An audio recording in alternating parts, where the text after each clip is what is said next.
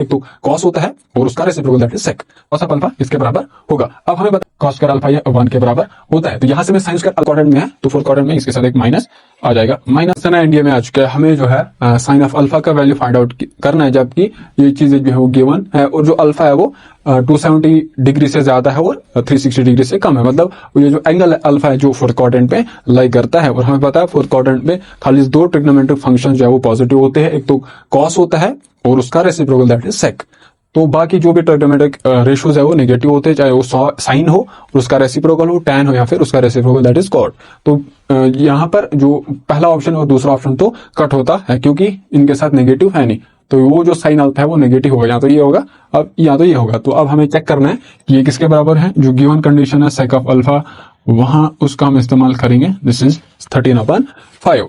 तो अब हमें पता है इसका जो रेसिप्रोकल है सेक का रेसिप्रोकल है वो कॉस के बराबर होता है। अगर मैं यहां से राइट साइड RHS में इसका रेसिप्रोकल लूंगा तो इसका रेसिप्रोकल 1/13/5 जो 5/13 के बराबर होगा। देयरफॉर इसका रेसिप्रोकल किसके बराबर आएगा 5/13। अगर मैं RHS में रेसिप्रोकल लूंगा तो LHS में एज इट इज ये 1 जो सेक अल्फा है वो कॉस अल्फा के बराबर आएगा।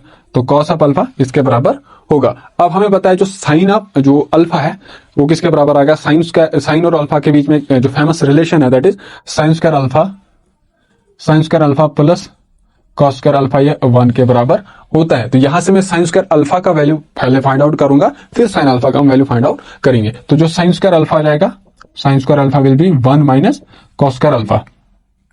तो कॉस स्क्वायर अल्फा भी हम यहां से ये लेंगे, लिखेंगे पहले कॉस स्क्वायर अल्फा। तो साइन जो अल्फा है वो आ जाएगा √1 माइनस कॉस अल्फा का स्क्वायर, तो 5/13 का स्क्वायर। तो जो साइन ऑफ अल्फा है वो आ जाएगा √13 का स्क्वायर, और यह आएगा 1 माइनस 25/13 का स्क्वायर विल बी 169। तो जो यहां से आ जाएगा साइन ऑफ अल्फा, तो वो आ जाएगा √1 माइनस इसको इसके साथ मल्टीपल करेंगे, वह आ जाएगा 169 माइनस 25 डिवाइडेड बाई 169।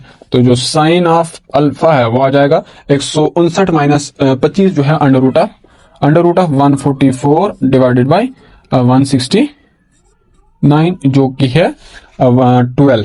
ये किसके बराबर आएगा 12/13 के बराबर। अब जो है जो हमारे पास साइन है, एंगल अगर देखेंगे फोर्थ क्वाड्रेंट में है तो फोर्थ क्वाड्रेंट में इसके साथ एक माइनस आ जाएगा, -12/13। तो हमारा जो करेक्ट ऑप्शन है वो ऑप्शन सी रहेगा।